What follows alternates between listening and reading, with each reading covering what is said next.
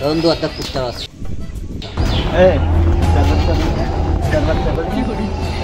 next time আর কোন সঙ্গে বাইকে ছিঁড়ে ফেলাই দেবো একেবারে দর্শন দিবি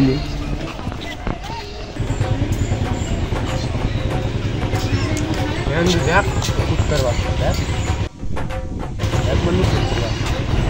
এই যে এই কুত্তার বাচ্চা খালি বেঁধে